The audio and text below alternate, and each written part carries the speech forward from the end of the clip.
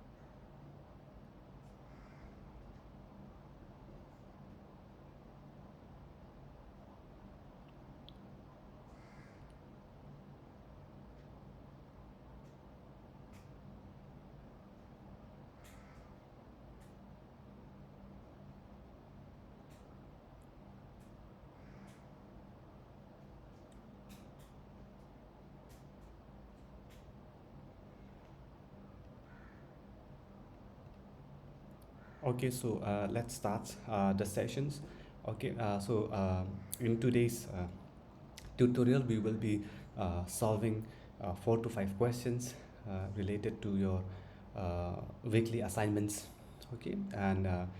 This week is more related to your thermodynamics and statistical mechanics. Okay, before I solve those problems again, I will just review few important formulas. Okay, that we will be needing to solve the problems. Okay, some of the books which I mean you can refer it if you need it is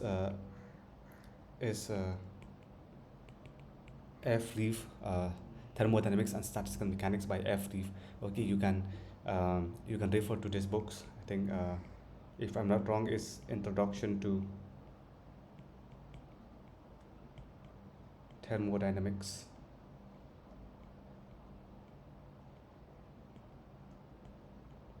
and Statistical Mechanics.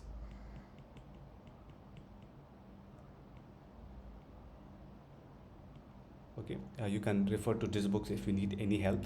Okay, and for this course, what I will, I mean, for this, not for this course, for this tutorial, what I will be doing is I will just write few of the important formulas. Okay, picking up from there, such that we will be able to solve the problems. Okay, let's go first of the basic laws of thermodynamics. If you remember laws of thermodynamics. Okay, there is a zero law of thermodynamics. So what is this zero law of thermodynamics? Says that suppose if a system A is in equilibrium to B, okay, and a system B is in equilibrium to C, then A is also in equilibrium to C. Okay, this is what it means. Suppose if A and B are in equilibrium, so what I mean is that if A and B are is in equilibrium, B and C are in equilibrium, then okay, the law of thermodynamics says that A and C also should be in equilibrium. Okay, so that is zero law of thermodynamics. Next is your first law of thermodynamics says that the energy is conserved. What I mean by that, suppose you apply some heat to the systems, so that heat is equal to the change of the internal energy plus your work done to the systems. Okay, so whatever the heat that you supply to the systems is equal in increasing or in changing the internal energy of the system plus the amount of work done. That means these should be equal. What I also mean is that suppose you have the systems and you supply the heat, let's say dq, and this is change of the internal energy of the system is du, then you have the work done dw. Okay, and this is also equal to du, and work done is also equal to p dv. Okay, I'm sure you must have seen this formula. Okay, that first law of thermodynamics says that the energy is conserved. So whatever the amount of heat that you supplied is used up in changing the energy of the systems, that means increasing or decreasing, plus the amount of work done. Or most of the time, suppose if you apply heat to the systems, the internal energy of the system will change. Okay, and then plus the amount of work done. Okay, now types of process. In thermodynamics, you have many like different types of process. The first one, let's say, is isothermal. Isothermal, that means it is a process in which the temperature remain constant. Okay, that is any change is equal to zero. That is dt equal to zero. A second is adiabatic. In this case, what happens? Your heat remain constant. Okay, next isochoric, which says that it is a system in which the volume remain constant. Now isobaric, what happens? Isobaric, your pressure remain constant. Okay, these are few of the thermodynamic processes in which, if it is the temperature is constant, you name it as isothermal. If the heat remain constant, that means you call it an adiabatic. If the volume remain constant, you call it an isochoric, and if the pressure remain constant, you call it an isobaric process. Okay, now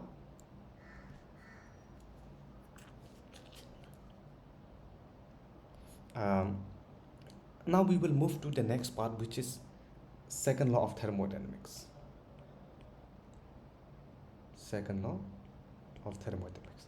Now, second law of thermodynamics says that suppose if you have a source, okay, let's say it has this is a hot reservoir. This is a hot reservoir. Okay, and let's say you have a heat Q1, and this is a working substance.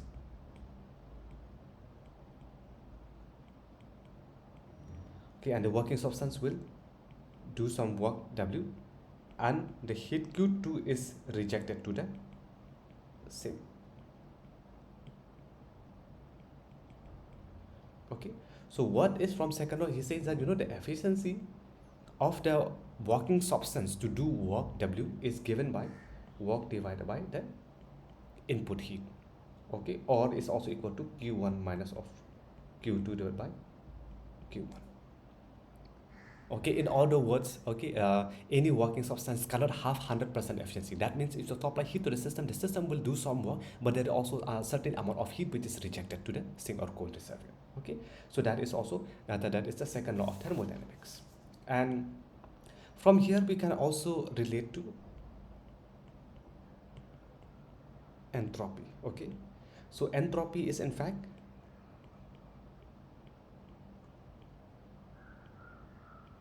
measurement of the degree of randomness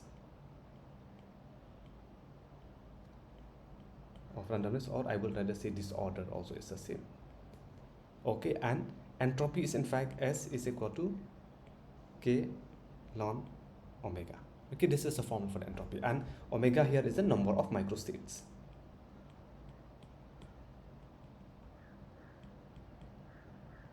Okay, that means if the system is very ordered, that means omega is equal to 1, then what happens to your entropy? S equal to 0. For any ordered systems, what happens? Your omega is equal to 1, let's say, and if your omega is equal to 1, or if omega is equal to 1, S is equal to 0, then it is a disordered state. Okay, so for a disordered state, the entropy equal to 0. And from here, it's also given that your ds is equal, in fact, dq divided by T. That means your dq is equal to T ds. So if you look at it, you know, from the first law of thermodynamics, you have del q, and here also you have dq is equal to TdS. Then you can relate these two formula, the first law and the second law, by this formula. So uh, dq is equal to du plus pdv, which is implies that TdS equal to du plus pdv, or du is equal to TdS minus of pdv. Okay, so for those who just joined just now, okay, let me just repeat what I have just done is just little. Okay, so in this tutorial, what we will be doing is we will be solving problems related to your thermodynamics and statistical mechanics. So for that, what I suggest is that if you want more details, you can look about this textbook FREEF, Statistical Mechanics FREEF. Okay, that is a very standard books, and for these 1 or 2 hours, what we will be doing is that I will just write few of the formulas required for solving the problems. Okay, and if you want to go deep into it, there are always textbooks. Okay, so what I start from laws of thermodynamics. Okay, in the thermodynamics, okay, there are three laws, if you remember or if you know. So the first law is zero law of thermodynamics. Zero law of thermodynamics says that, you know, if a system A is in equilibrium with the system B, and system B is in equilibrium with system C, then A and B automatically they are in equilibrium. Okay, that is what zero law says. First law of thermodynamics. First law of thermodynamics says that, you know, energy is conserved. What do you mean by energy is conserved? It means that whatever the amount of heat, let's say, you supply to the system, that heat will be used up either in doing work or in increasing the internal energy. That means both internal energy plus the work done should be equal to the amount of heat supply. That means heat cannot be heat or energy has to be conserved. Okay.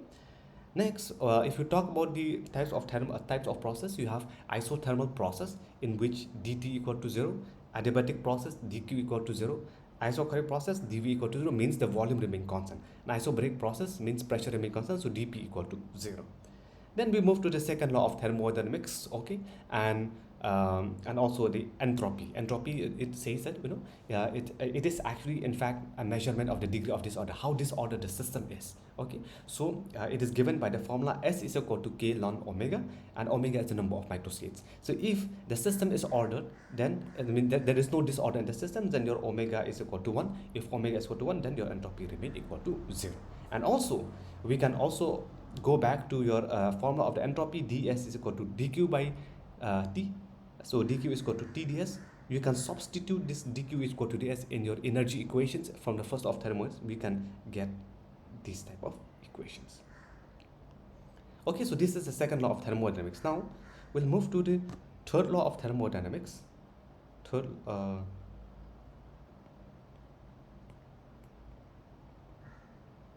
law of thermodynamics, which says that, you know, absolute zero cannot be obtained. That means T equal to 0 Kelvin cannot be obtained. Okay. This is the third law of thermodynamics. Now, so now what we will be doing is that we will move ahead. Okay, these are some of the revisions or review, whatever you might have already seen. Now we go to some of the formula called Maxwell's relation. Okay, so that means what is Maxwell's relation? It gives you the relationship between different thermodynamic variables. Okay, like pressure, volume, entropy, temperature, and so on. So there are 4 Maxwell's relation. Okay, I will write them up. Okay, so the first one is del S divided by del V at a constant temperature is equal to del P by del T at a constant volume. Okay, second, del S divided by del P at a constant temperature is equal to minus of del V by del T at a constant pressure. Third, del T by del v at a constant s is equal to minus of del p by del s v, and fourth, del t by del p at a constant s is equal to del v by del s at a constant p. Okay, so these are the four Maxwell's relations, okay, relating different thermodynamic variables. And also, and also what is happening here is that, S is the entropy, V is the volume, P is the pressure, and T is the temperature. So this is very important, because if you know one side, you can, if you know, let's say the first equation, if you know like the entropy and differentiating with volume, you can also relate it how does the pressure and the temperature. Okay, so that is this is very helpful in such cases. And one more important thing is that we can also extend this formula to also how to find out the different thermodynamic variables. So du is equal to TdS minus of PdV. Okay, this relation comes from your first and second law of thermodynamics, right, which I have just written out. So what happens that from here you can write pressure equal to del U by del V at a constant entropy, and T is equal to del U by del S at a constant volume. Right, so if here so take from the first equation, suppose if this is if the volume remain constant, then you will get what, then you will get your temperature, and if your entropy remain constant, then you'll get what is the pressure. Right, so this is so crucial, because what happens is that if you want to if you know the internal energy of system, you can easily calculate the pressure, and if you know the internal energy, you can also calculate the temperature, and so on. Okay, now that is the A. B, you know that H is equal to, like, enthalpy is equal to U plus of PV. So what I mean is that you can write dH equal to du plus PdV plus VdP. Okay, and du, you can substitute from here. Let's say this is equation 1. You can calculate TdS minus of PdV plus PdV plus VdP. So the second and the third term will be gone. You will have only TdS plus VdP. Okay, so this is your enthalpy of the systems. Okay, so here also what happens is that you can suppose you know the enthalpy, you can calculate temperature is equal to del H by del S at a constant pressure, and volume equal to del H by del P at a constant S, which is an entropy. Similarly, the third one is your free energy is equal to U minus of Ts. The same thing, you expand dF is equal to du minus of TdS minus of S dt, right? And du, du is given as TdS minus of PdV, TdS minus of PdV minus of TdS minus of S dt. So again, TdS and TdS will get cancelled. You will get minus PdV minus of S dt and dF. So what you will get pressure equal to minus del F by del V at a constant temperature, and entropy is equal to minus of del F by del T at a constant volume. Okay, so using this one, what happens is that using this relation, you can calculate very various thermodynamics and the variables. We will see the problems. Why do you need this types of this types of formulas or equations or relationships. Okay, next next I would say, okay, let me just introduce one more term, density of states. Okay, density of states is in fact, let's say, equal to the volume of phase space by volume of single state. Okay, which is also equal to, let's say, 1 by h cubed, and volume of the phase space is the product of the position and momentum. So dpx, dpy, dpz, right? This, because it's a volume, so you have to multiply all the three coordinates. It's in 3D, so you get dx and dx, dy, dz, right? So what will happen is that the integration of dx, dy, dz is simply volume, right, divided by h cubed, and then you will get dpx dpy and dpz, which can also be written as v by h cubed into 4 by 3 by p cubed. Okay, this is also one formulas that we might need. Okay, um, now comes to a very important topics, or very important, in which all of the problems are based on this, is statistical ensembles. Statistical ensembles. So here, what do you mean by when I talk ensembles means, it is a collection of a large number of particles, okay, that is which is subjected to the same to an experiment in the same way. So when I mean by what I mean by that is that, when I say ensemble of large number of, let's say, particles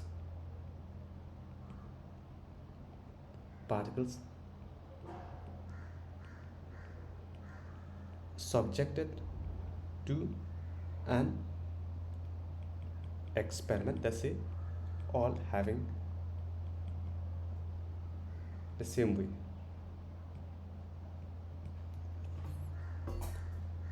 Okay, so it is an ensemble of a large number of particles which is subjected to this way, and all has the same matter. Okay, so that means you are not dealing with one particle, you are dealing with a large number of other particles, and from there, few of the important formulas. Okay, few of the important formulas are: the average energy is equal to probability of getting that energy into the energy. Okay, we have done this a long time back in the quantum mechanics also, which is when we calculate the average, is in fact is the product of that energy plus probability, I mean multiply with the probability. And yeah, so one of the most common is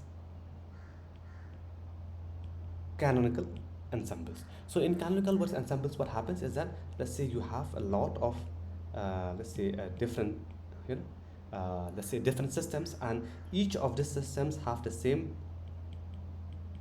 okay, have the same temperature but not energy. That means these systems, they can exchange energy such that your temperature, volume, and number of particles remain constant. That means T, V, and N remain constant in the system. So here in canonical ensembles, what happen? Systems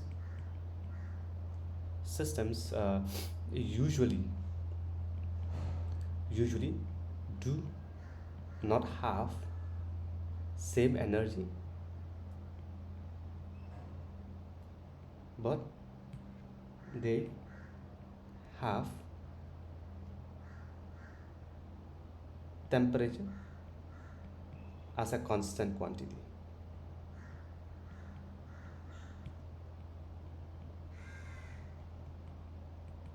Okay, that means these systems, okay, energy does not remain the same, but still what happens that they can exchange energy between one system to the other system, such that the temperature remain constant, the volume remain constant, and the number of particles also remain constant.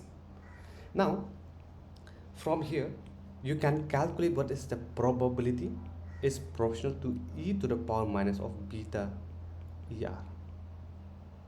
Sorry, this is not er, this is exponential of er, where beta is in fact 1 by kBt, okay, and er is the energy. So in other words, I will write probability equal to c e to the power minus of beta er. So again, let's say if you take the summation of P of R, the whole probability P of R will be summation of R C e to the power minus of beta ER. So we know that the total probability, that is the left hand side, should be equal to 1, right? Which is equal to C e to the power minus of beta ER. And now your constant is equal to 1 divided by summation C e to the power minus of beta ER. So C is equal to 1 divided by summation e to the power minus of beta of R, right? So now you substitute back in this equation. That means you substitute back in this equation, what will happen? We get P of R equal to C is equal to 1 divided by summation of e to the power minus of beta of ER into e to the power minus of beta of ER.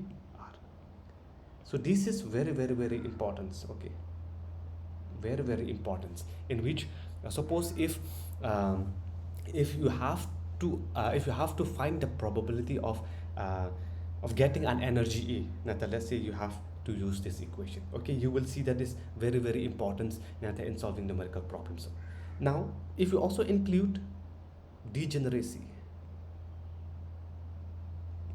then your probability will be simply multiply with your degeneracy. So g of r, let's see if degeneracy g of r is equal to g of r e to the power minus of beta of e of r divided by summation of gr e to the power minus of beta e r. Okay, or in other words, you can write g of r e to the power minus of beta e r divided by z. This z is called as a partition function,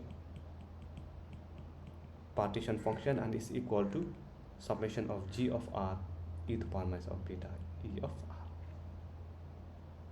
Okay, so we will see in the numerical problems, once you know partition functions, you know almost all of the thermodynamics variables. So z is, in fact, you can call as the center point, in which, once you solve the partition function, you can easily calculate what are the different thermodynamics variables. Also, using this probability here, if I have to find out what is the energy expectation value of E of R, will be simply, probability, as I've just mentioned, the energy is equal to what? Energy is equal to probability into E. So what happens? You have E R, and this probability is equal to summation of what? Probability is equal to G of R e to the power minus of B beta E R divided by the total of G of R e to the power minus of beta E of R. So we can just calculate the energy by this probability. Okay, and that is how you get, energy is equal to summation of probability of E. So you can just substitute what is the probability of E, and you multiply with E, you will get what is the total energy. Okay, so just a second.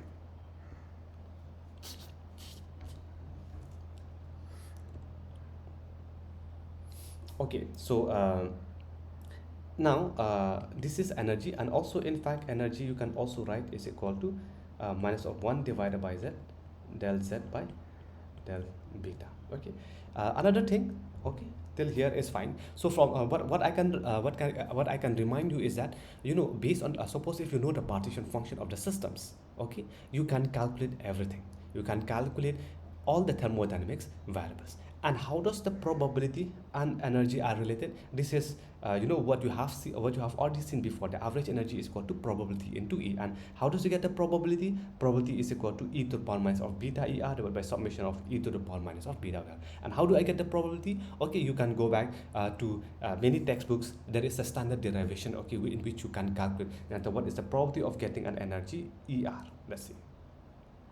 Okay, and now suppose you have z1. Let's say z1 is for, let's say, for one particle, partition function for one particle. Then if you want to find out zn, so zn will be equal to what? That is, for n particles, it will be equal to z1 to the power of n for distinguishable particles. For distinguishable particles. And if for indistinguishable particles, zn is equal to z1 to the power of n divided by n factorial. This is for indistinguishable particles.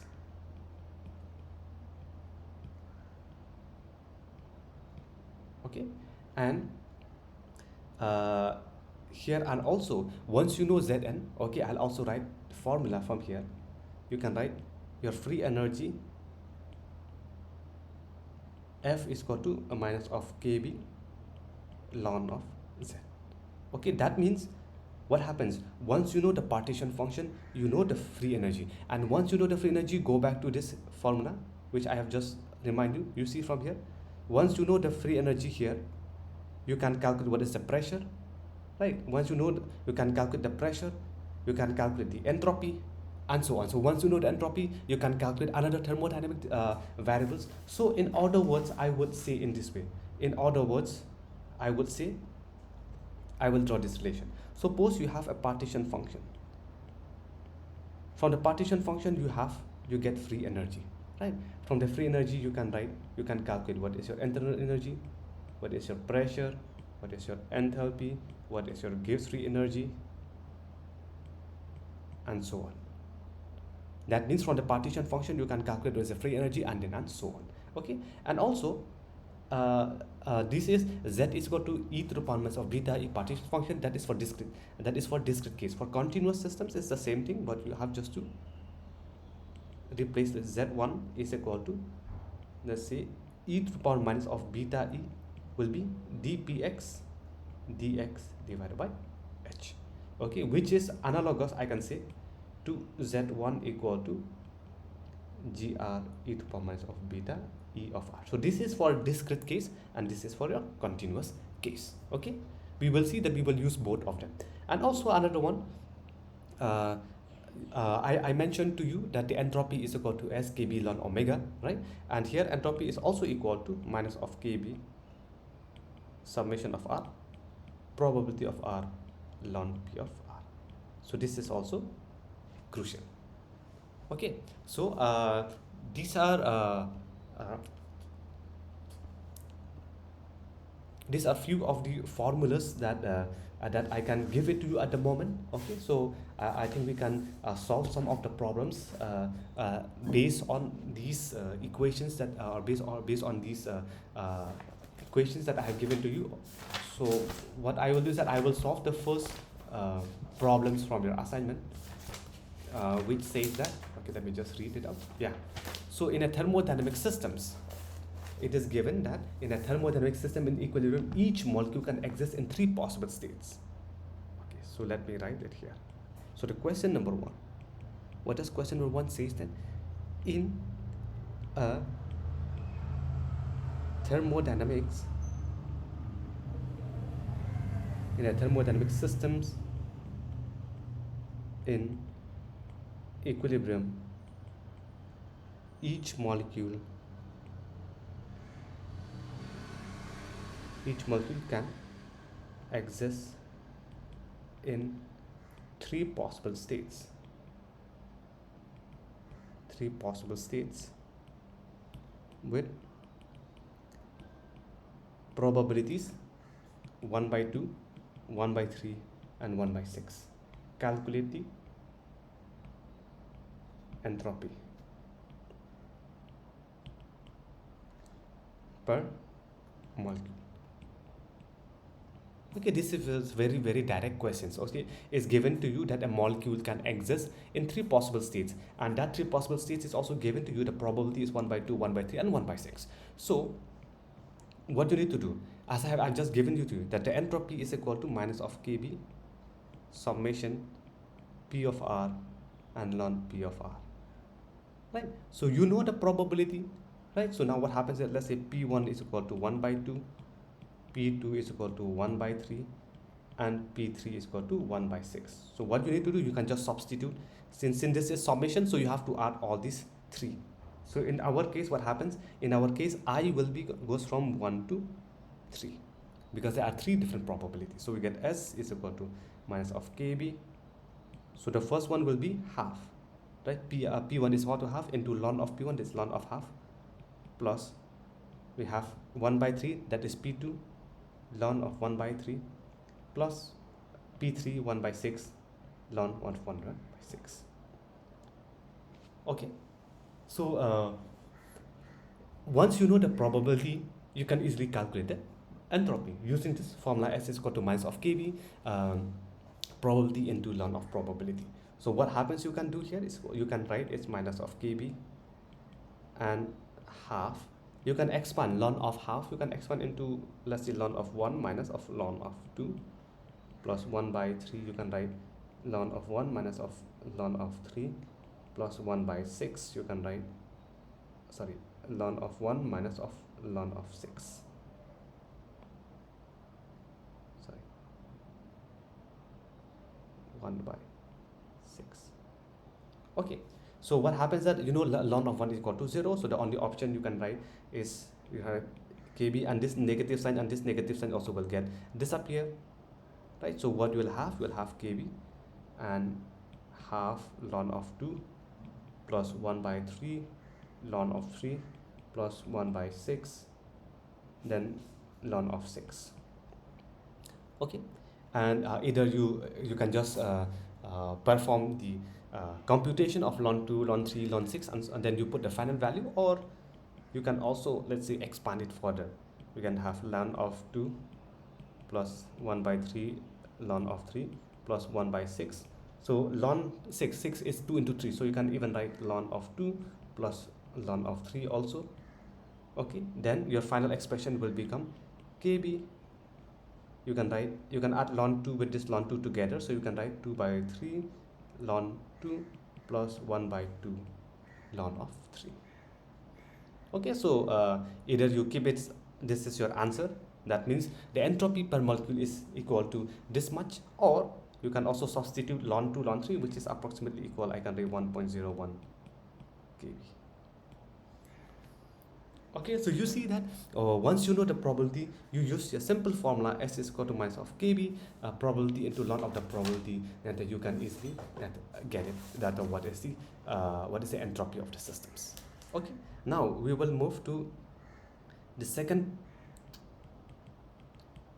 questions. Okay, we'll move to the second questions from your assignments, which is related to your partition function.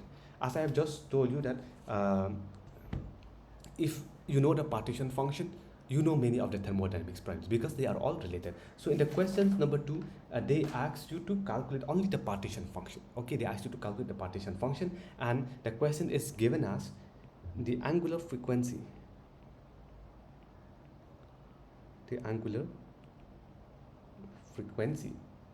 of oscillation, of a quantum harmonic oscillator,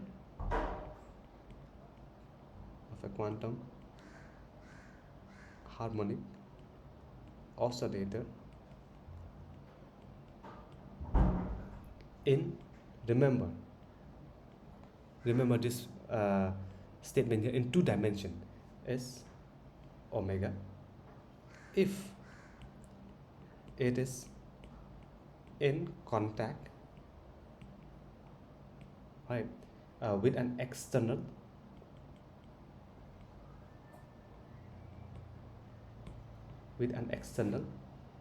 heat bath at temperature T, then calculate its partition function. Okay, this is the same thing as your canonical ensembles, right, in which let's say the systems is in thermal and contact with the reservoir. Okay, that is a canonical ensemble. Canonical ensembles means your systems is in the thermal contact with the external heat bath or any reservoir, okay, at a temperature. That means they can exchange energy such that they can reach the same temperature. Okay, that is your canonical ensemble. So here also it's the same thing. You have a harmonic oscillator, and this harmonic oscillator is in contact with the external heat bath of temperature T. Okay, so what you need to find out? You have to find out the partition function. But remember, the partition function here is in 2D. So remember that your Zn equal to Z1 to the power of n for a distinguishable particles. Okay, that means Z2 for a 2 dimension will be equal to Z1 to the power square. Okay, so first your partition function is equal to something like g of r e to the power minus of beta e of r. So you need to find out what energy term. So energy for a harmonic oscillator, we have done this in quantum mechanics. What is the energy for a harmonic oscillator? Is equal to h cross omega n x plus half plus h cross omega n y plus half. Right? You remember this. But what I will be doing is that I will just put first only 1 dimension, then I will just square it. Or you have to put the whole energy term in this formula. That is also one way. So what I will do is that I will just write Z1, okay, I mean Z, simple Z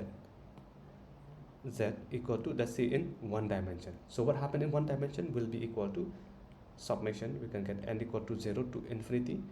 We get e to the power minus of beta, and energy is equal to what? N plus half and then h cross omega. Okay, so this is how you solve. You just substitute what is the energy of that systems. Okay, now what happens is that n and half we can separate it. So what you will be getting is that e to the power minus of beta h cross omega by 2. This you can separate because there is no n term, but you can leave it as n equal to 0 to infinity e to the power minus of beta n h cross omega. Okay, so what you can do is that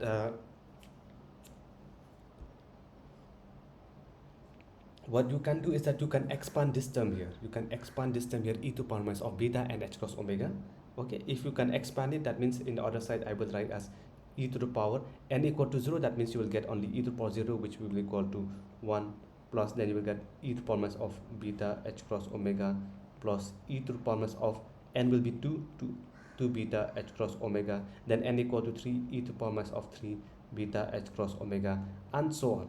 You can expand it, and once you expand it, it's the same expression as this form, e to the power minus of beta h cross omega by 2, and expand it, you will get 1 minus e to the power minus of beta h cross omega minus 1. If you express this formula, if you express not formula, if you express this term here, this term here, you will get exactly this term here, and this term is exactly this term here. Okay, so then now you know the z1 is simply e to the power minus of beta h cross omega by 2, and this is, you can write 1 minus of e to the power minus of beta h cross omega. Okay, you can just, this is minus 1, so if you bring it to the denominator, it will be simply 1. Okay, so this is z1, right? Because how do we solve? We simply put the energy term and then we expand it, simple as that. So now, since it is a 2-dimension, what happens? You have to write, let's say it's a 2-dimension, we can write z1 square. Okay, so z1 square, that means 2 will also get cancelled it out, right? And here will be square term. So what you will get e to the power minus of beta h cross omega by 2, and 1 minus of e to the power minus of beta h cross omega whole square, right? That is what we get. Now if you expand this one, what happens? So if you go back this one, so 2 and 2 will get cancelled, 2 and square will get cancelled, so you will get simply e to the power minus of beta of h cross omega, and 1 minus of e to the power minus of beta h cross omega whole square. So this is your partition function of a harmonic oscillator in 2 dimension. If you want to again to remove this negative sign, then what you will do is that you can multiply again with e to the power of 2 beta h cross omega. So you get e to the power of beta h cross omega, then e to the power of beta h cross omega minus of 1 whole square. Okay, if you want to express negative sign in terms of e to the power of beta h cross omega, you will get from here to here. Okay, that means what you need to do is that you can just multiply here with e to the power of beta of h cross omega. Then if you multiply here, you will have e to the power minus of beta of h cross omega, and into e to the power of beta h cross omega will be equal to e to the power of 0, which is equal to 1. And here also you have to multiply with e to the power of 2 beta h cross omega, because it is a square term. Then you will get this formula. So this is z2. This or this is the same. Okay, so then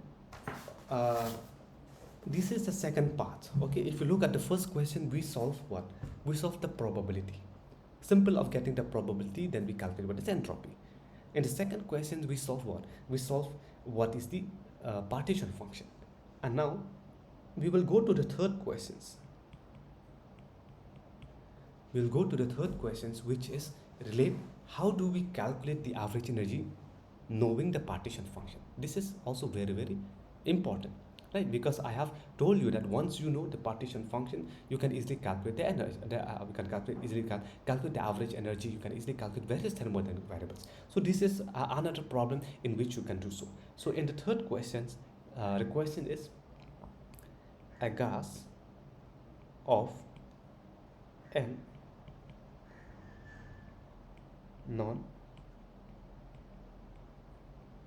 non-interacting non-interacting particles is in thermal equilibrium at temperature T. At temperature T, each particle can be in any of the possible non-degenerate states of energy E, 0, 0 E and 4E. Okay, so what is the average energy? What is the average energy per particle of the gas? So what happens is that it's given to you that you have a systems of n particles, and these particles can exist in any of your three possible states of given energy: 0, 2e and 4e, right? So that means what you can do here, you can find out what is the partition function, and once you know the partition function, you can easily calculate what is the average Nanta energy, right?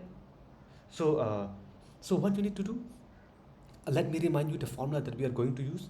You know that the partition function is equal to what? Let's say I will go from 1 to n. For n particles, we get gi e to the power minus of beta of ei. And what is the average energy will be equal to simply 1 by z summation of I will go from 1 to n e of I e to the power minus of beta e of I, right?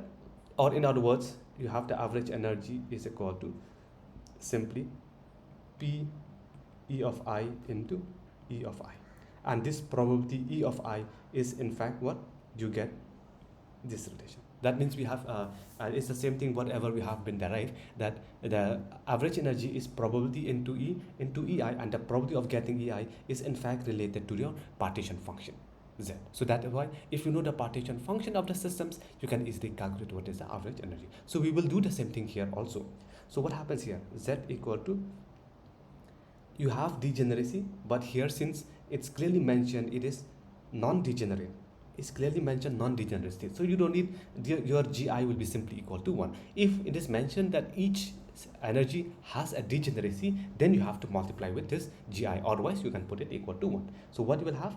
You will have energy is given to you, energy states is given to you 0, E and 2E. Sorry, 2E and 4E. Sorry. Will be something like 2E and 4E. So for this, what happens? You get partition function is simply GI is equal to 1. So we get e to the power minus of beta dot 0 plus again 1 into e to the power minus of beta 2E, right, plus e to the power minus of beta 4E. So this e to the power 0 is equal to 1, e to the power 0 is equal to 1 plus e to the power minus of 2 beta E plus e to the power minus of 4 beta E.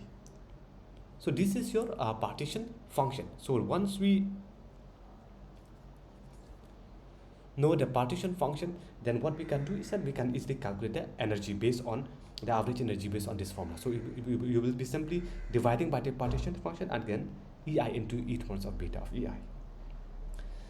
So what happened to average energy? Average energy of the systems will be equal to, the first term will be equal to what? EI. Since for the first energy EI equal to 0, so you will get 0 dot e to the power of beta dot 0 plus, because this is a summation term, so you have to add all the energy states.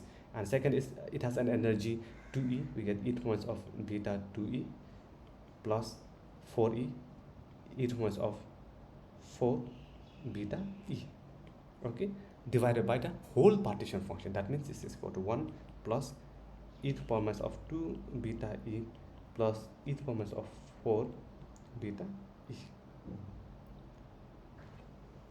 Okay, so see, from these problems, what you find out? You find out only the partition function, which is simply e to the power minus of beta, the summation of it. Now, once you know the partition function, you can simply get the average, the average energy in this case. Okay, so using this equations, 1 by z, ei into e to the minus of beta of ei for the average energy. Okay, now you can either expand this, okay, that means this is simply equal to 0 because 0 into 1 will get equal to 0. So the only option you have is 2e e to the minus of beta e plus 4e e to the power minus of 4 beta e, and then again the same thing, 1 plus e to the minus of 2 beta e plus e to the power minus of 4 beta e. So you can expand this exponential. Let's say if beta e is less than 1, then you can expand. This is like simply e to the power minus of x, which is equal to 1 minus of x plus da da da. You can expand.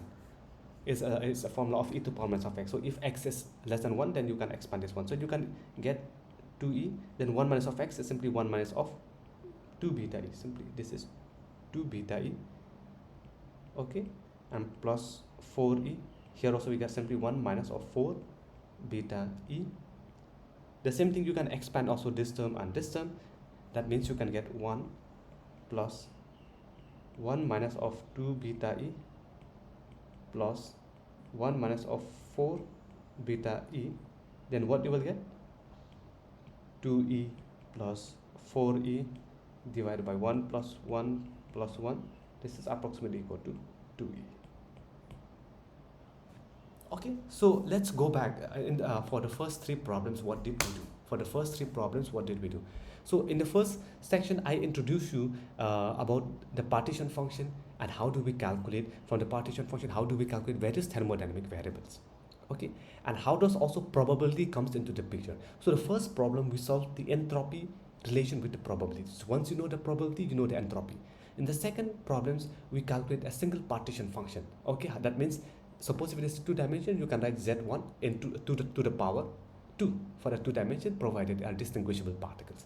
Now in the third case, what we introduce probability, right? Because we introduce probability, and we also introduce partition function, and we also introduce average energy. So now it is keeps on adding up. Now, which is very again very important, is the assignment 4 not assignment 4, question 4 of your assignment, in which you have to calculate the partition function. So once you calculate the partition function, you also have to calculate what is the entropy. So this is this is problems which combines everything. Okay, from partition function, you have to calculate what are the different thermodynamics method variables, not only average energy. You have to calculate different variables. Okay, so what I will be doing is that I will solve your next questions. Okay, just a second, just 1 minute, please.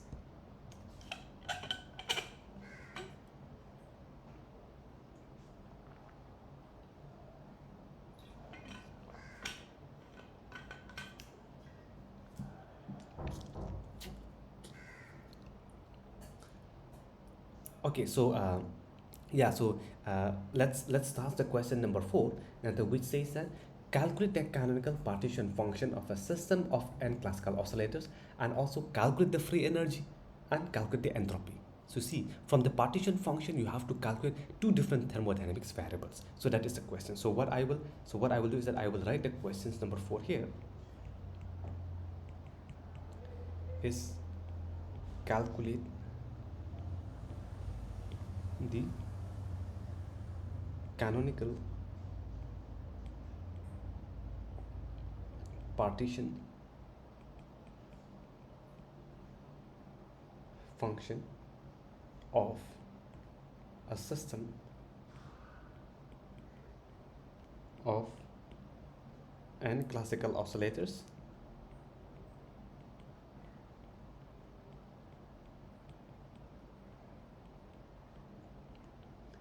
in one dimension whose energy is given to you. H is equal to, I will go from 1 to n, pi square by 2m plus half of m omega square qi square. Okay, so the Hamiltonian or the energy is also given to you, and you have to calculate F, which is the free energy, and also calculate S, which is the entropy per particle. Okay, so remember that in this case, it is given to you that it is n classical oscillators. Remember, it is n classical oscillator, and in these systems what you can use is you can use the continuous equation, continuous form. That means what I will do is that you have Zn equal to Z1 to the power of n. This is what we know. Okay, and also Z1 equal to what I have written, 1 by h integration e to the power minus of beta of h dq and dp. This equation, this part is the same thing as as your summation e to the power minus of beta of er, right, g of r. This is the same thing, but it's just that this equation is your discrete equation, and this equation is your continuous form. Okay, so then what happens is that what in this problem is that we will solve this Z1, and then we will multiply it with, for n particles we will just multiply, or we will just put to the power of n, because it is for the n particles. So let's go ahead. So we get Z1 equal to 1 by h. So integration will be minus infinity to plus infinity, again minus infinity to plus of infinity, e to the power minus of beta. Here is very important, because h is already given to you. What you can write is that you can split this one into two terms, beta p square by 2m, right? That is the first term. So you can write itself this to be something like, okay, but before I do that, let me just write the complete equation. It will be easier. Beta h, which is a function of q comma p, and here also dp dq. Okay, then what you can write is that you can easily write 1 by h minus infinity to plus infinity minus infinity to plus infinity e to the power minus of beta. Since h consists of momentum, like momentum p and position q, you can simply spread it out. I mean, it's not spread, you can simply separate it out, p square by 2m, and also e to the power minus of beta, and this half of m omega square q square dq. This is dp. Okay, so this is very important. That means you can simply separate the integration e to the power minus of beta p square by 2m dp, and also integration of q e to the power minus of beta half m omega square q square dq. Okay, that means now you have, this is an integration of p, this is an integration of q. So what you do is that you have a standard integration, minus infinity to plus infinity e to the power minus of a of x square dx is equal to root over of pi by a. Okay, when we solve question from quantum mechanics, we have used such standard integration. Okay, here also we can use the same thing. Here we can use a beta by 2m as a, and in the second case you have half of m omega square as a here. Okay, so what you get is that partition function Z1, which is equal to 1 divided by h, and then you can write 2 pi m by beta. This is the first, and the second integration will goes to 2 beta by beta m omega square. Okay, so, and how do I get this? I get by simply using this one, root over of pi by a. A in the first case will be beta by 2m, and in the second case will be half of m omega square. Okay, I mean beta in half beta m omega square. Now if you multiply against square and square root, you will get something like 1 by h, and we get 2 pi by beta omega And you can simply put beta. We know that beta is equal to 1 by kt, so we can get z1 equal to kt by h cross omega, okay, and h cross is equal to h by 2 pi. So now you get what is the z1, which is the partition function for a single particle, right? Which is the partition function for a single particle. Now for n, you can write Zn equal to kt by h cross omega to the power n. So now we got what is a partition function. We already got what is a partition function. Now, how do we extend this? How do we calculate your free energy? How do we calculate what is your entropy? So you remember when I give you the form, suppose you have Zn, suppose if you have Zn, your free energy is equal to minus of kBT ln of Zn. Right, so you know Zn, you can easily calculate the free energy. And for the entropy is what? S is equal to minus of del F by del T, okay, at a constant volume and a constant n. This is also there. I have already given to you the formulas for this also. So now you see, once you know Zn, you can calculate free energy, you can calculate entropy, and so on. So what we will do is that we will calculate now the free energy according to question. Calculate the free energy. So calculate the free energy is simply minus of kB T ln of Zn, which will be simply minus of kB T ln will be kBT by h cross omega to the power of n. So you just substitute the value of Zn here, okay. Then you will have, since ln of n, you can simplify this one. You can get minus of n kBT ln, you can write simply kBT by h cross omega. So n will go to the side, okay. Now the question asks is what is the free energy per particle. So per particle, this is for n particles, right? This is for n particles. So for one particle, you can just divide it by n. So we will be simply minus of kBT ln of kBT by h cross omega. This is for per particle, okay. So now that means once you know the partition function, you can easily calculate that what is the free energy of the systems, okay, using the equation which I've already provided to you. Then from there you can easily again calculate what is the entropy, because entropy and free energy are related by the equation S equal to minus of del F divided by del T at a constant V or a constant F.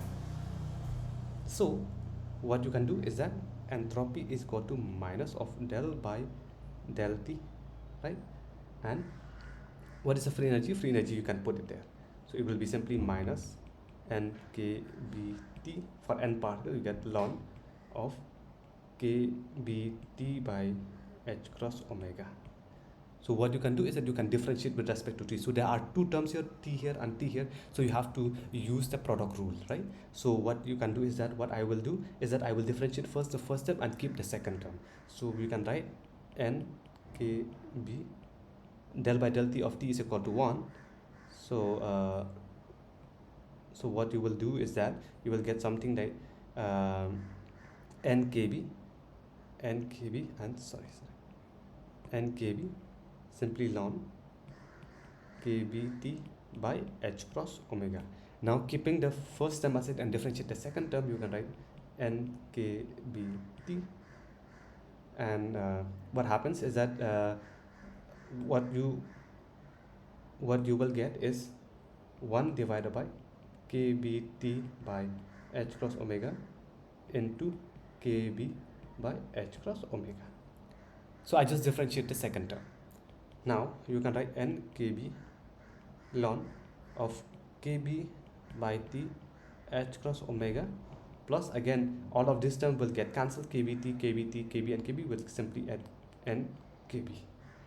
Now you can take common n kB, so we get n kB, you can take common, you will get 1 plus ln of kBT by h cross omega.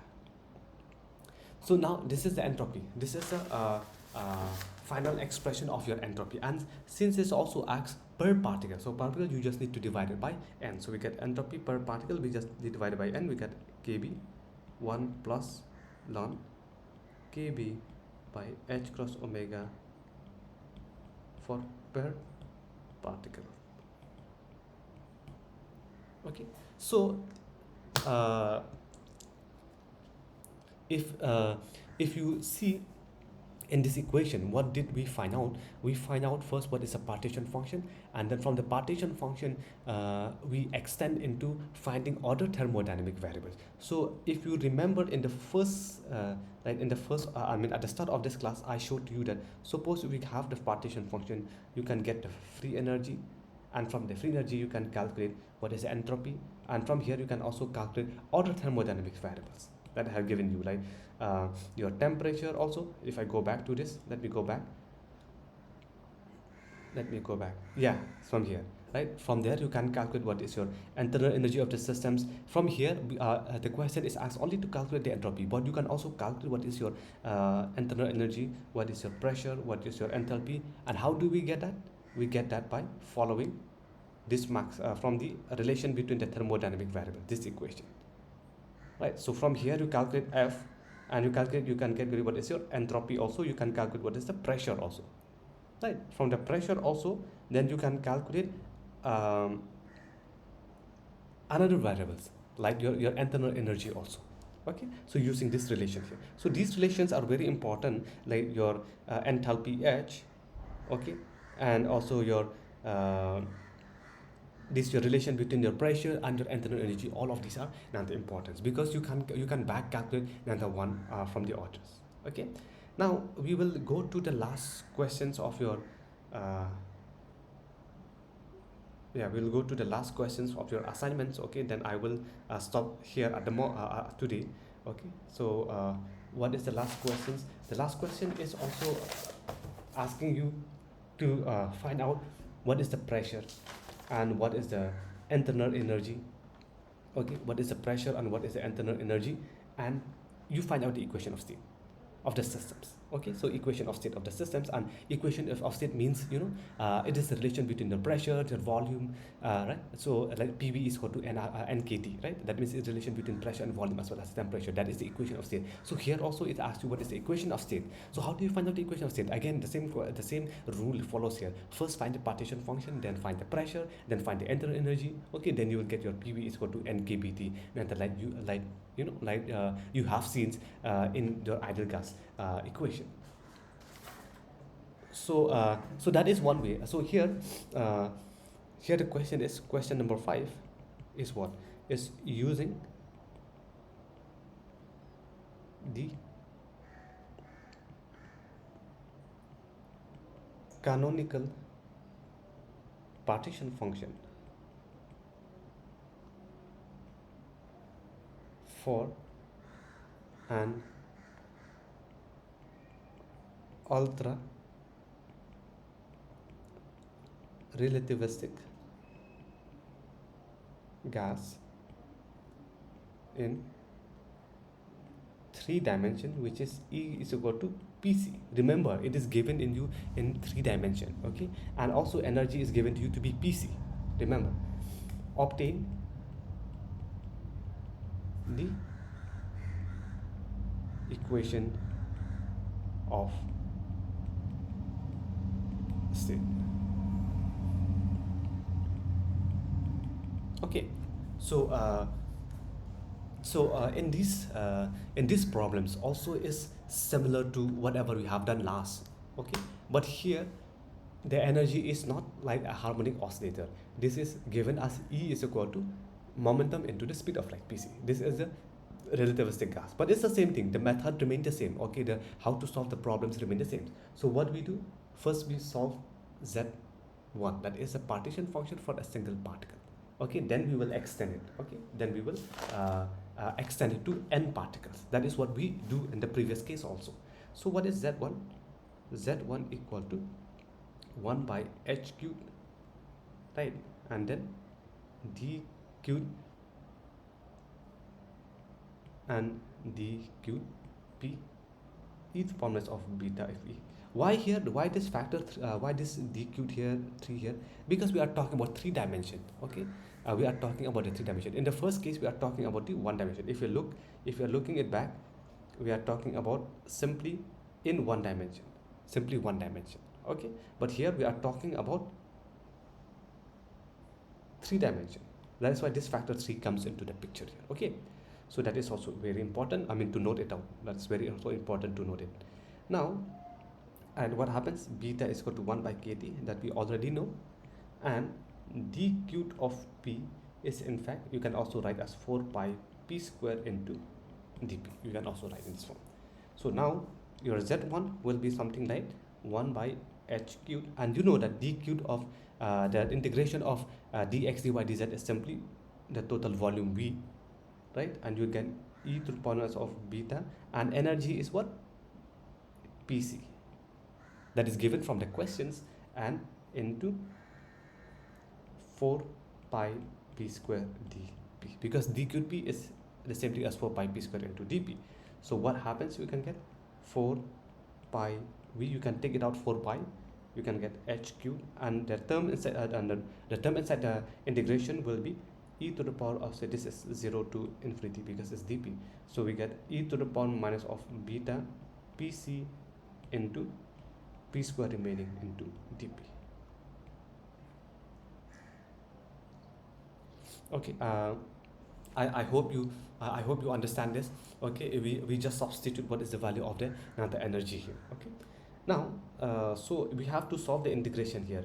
You can either do the old formula, like we use x square e to the power minus of this type of form, right? Integration of x square e to the power minus of ax, and then this type of standard integration, right? So we can also do in this way, like x is equal to, let's say, beta pc. We can and p is equal to x divided by beta c, and dp will be equal to dx divided by beta c. Okay, I just replace your beta c in some variables, which is much easier. So you can write z1 equal to 4 pi v by h cubed, right? And integration from 0 to infinity, and instead of your e to the power minus of beta c, you can simply write e to the power minus of x, and your p square is in fact x square by beta c whole square, right? And e to the power minus of beta c, beta momentum into c, you can simply write e to the power minus of x, and this is equal to dx by beta c. Okay, this is just a change of variable. Now you can write 4 pi v divided by h cubed, and this term you can take it out because they are constant term, beta c whole cubed, and integration from 0 to infinity of x square e to the power minus of x dx. Okay, so this standard integration is already known to you. This is just a gamma factor of 3, which is equal to 2, right? So that means this term is equal to is simply equal to 2. So this is equal to 2. You can use the standard integration of x square e to the power minus of x and the dx. So which will happen? 2 into 4, we get a pi v h cubed beta c whole cubed. And if you replace, like beta is equal to 1 by kt, you can simply h pi v kt whole cubed divided by h c whole cubed. Okay, so this is your partition function. Remember, this is your partition function at only for one particles. So if you have for n particles, what happens? You can write Zn equal to Z1 to the power of n. But in this case, remember, you have to divide it by n factorial, because in this case they are indistinguishable particles. They are indistinguishable particles. Okay, so that means you can just substitute Z1 multiply to the power of n divided by n factorial. You will get the total partition function of n ultra relativistic gas. So like I have mentioned, like once you know the partition functions, you know most of the things, right? So here also, once you know the partition function, what is the next steps? To calculate the free energy, F, because it's directly related to minus of kb t ln of Zn. This is already standard, which we know. So you can write minus of kBT. So ln of Zn, that means what is, in fact, you can simply write here, will be something like n ln of Z1 minus of ln of n factorial. Okay, I just replace Zn here. Then, okay, this ln of n factorial we can use called Stirling approximation. Stirling approximation. Stirling approximation, where ln of n factorial is in fact n ln of n minus of n. So for that you have free energy is equal to minus of what happens, you can write n from here and also n from here. You can easily substitute, or you can easily take a common n, which is equal to n kBT, and we get ln of Z1 divided by n plus 1. Okay, that means what I do is that I just substitute back this equation here, and I just substitute back this equation there, and you can take common of it. You can get what is the free energy in terms of your partition function. Now, another thing is that once you get the free energy, you can also calculate the equation of state, which is related to pressure, right? Which is related to the pressure. One thing is that one variable is related to the pressure. So why not calculate the pressure first? P is equal to minus is standard del F divided by del V. Okay, and how do I get this? You go back to F is equal to U minus of T of S, right? So we get du minus of T ds minus of S dt, right? And du is equal to P dV. Du is equal to TdS minus of PdV. Sorry, du is equal to TdS minus of PdV minus of TdS minus of S dt. So from here you can easily calculate pressure is equal to minus of del F by del V, another constant temperature. So how do I get this pressure? I get this pressure from this relation. Okay, so the same thing here. Once you know del F, then you can write simply F, you know, is here. So negative and negative sign, the first negative sign here and the first negative sign here will anyway be gone. So you get something like NKB T del by del V and of this terms. So what happens to this term, you can also expand as ln of Z1 minus of ln of n plus 1. So anyway, these are constant, so del by del V you simply have ln of Z1, because the other term are all constant, so it will goes to 1. Okay, so this is your pressure. Now since if you look back, what is Z1? Because we have not really substitute the real equation, we have just substitute what is Z1, but your Z1 is directly given by this equation. Till now we have just substitute what is Z, okay, Zn and Z1, but we have not really substitute the final expression. So and Z1 is in fact what is proportional to the volume V. So since Z1 is proportional to V, so we get ln of Z1 will be simply equal to ln of V plus some constancy. So del by del V of ln of Z1 is simply 1 by V, right? So then your P is equal to NKBT, and del by del V you can substitute V. This is in fact PV is equal to NKBT.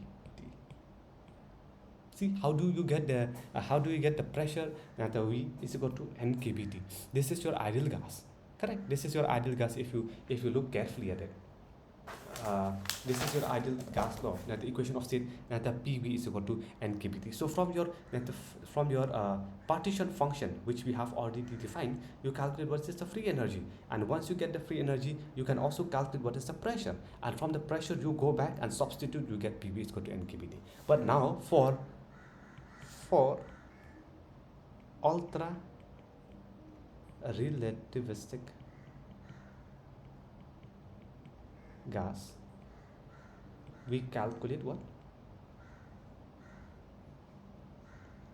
The internal energy. We calculate U. Okay. So how does U and Zn related? U is equal to minus of del by del beta into ln of Zn. And remember, beta is in fact equal to 1 by kT. Okay, so you can resubstitute your kt in terms of beta. So then what happens, your u is equal to minus of del by del beta of ln of z of n. Okay, and what happens, uh, um, z of n is equal to z1 to the power of n, right? So you can easily, you can get something like minus of n del by del beta ln of z1, right? And you can get minus of n del by del beta, and ln of zn. What happens if you go back, how does it related? Your zn is related to kt cube, or z1 is proportional to 1 by beta cubed. Correct, because beta is equal to 1 by kt. Or here, from here, you can get z1 is proportional to beta to the power cube. So that means your z1 here is proportional to beta 1 by beta cubed, or beta to the power minus 3 into constant term, I will rather say. So we can get something like minus of n. So del by beta is equal to minus of 3 by beta, right, which is equal to simply 3n kBt. This is your energy u, and if you combine this equation here, equation 1 and equation 2, so we can get PV is equal to 1 by 3 u, okay, 1 by 3 u, where u is equal to capital letter U divided by per watt. So look back, what we have done here, so we find out what is the equation of state, okay, from the partition function. So once you know the partition function, what I did in this problem is that I first calculate the partition function for a single particle, then multiply, then substitute z to the power of n for n particles. That means z1 to the power of n for distinguishable, and z1 to the power of n divided by n factor for indistinguishable particles. So once we know the partition function, what else you need to do? You can calculate that what is the free energy. So once you calculate the free energy, they can easily calculate what is the pressure. So from there you can easily calculate what is the equation of state. Or you can also calculate in terms of the reciprocating gas using the internal energy of the systems, and internal energy of the systems, and then relate back with the pressure and volume that we have already obtained from here, and ideally we can get approximately 1 by 3 u. Okay, this is not one way of solving. Okay, this is one way of solving how does the pressure and or the relation between the pressure and the volume with temperature, or the pressure with volume with your internal energy also. So so in this class, especially in this tutorial, what we have learned is that based on their thermodynamics variables relationship, like the pressure, the volume, okay, which I have already given to you at the beginning of this classes. Knowing the partition function, you can easily calculate all the thermodynamics variables. Okay, that means if any system is given you, whether a discrete or whether a continuous, you can, once you know the partition function, you can calculate what is your internal energy of the systems, or you can calculate what is the free energy, what is the entropy, what is the pressure, and so on, and so on and so forth. So the main center point here is your partition and the function. Okay, these problems, all of these problems are related only to your canonical ensembles. Canonical ensembles means your temperature, your volume, and the number of particles remain constant. But if there is another two types of ensembles, which is called as a grand canonical ensembles also. Grand canonical ensembles means the number of particles remain the same. Okay, doesn't remain the same. So in such cases, your dn will not be equal to 0. So in such cases, your number of particles also will come into the factor. Okay, so for these classes, okay, those is out. I mean, not that's out. I mean, you can read it out, but it's not involved in this assignment. Okay, if you need to solve problems related to that, I can take maybe in the supplementary classes, maybe close to the end of this courses. I will go back to few of these questions which might require those. Okay, but again, before I close today's classes, I can remind you that in this part of the problem is just taken from one sections of your of all the statistical mechanics, one section which is related to your canonical ensembles. chemical ensembles related to the probability, energy, and and partition function.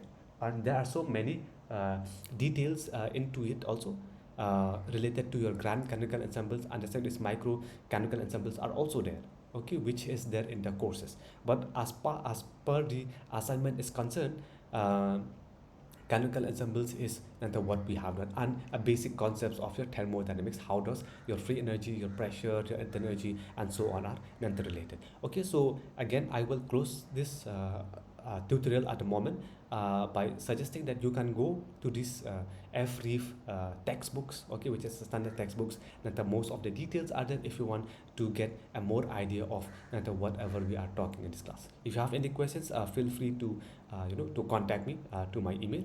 Okay, I'll see you next class. Okay, thank you.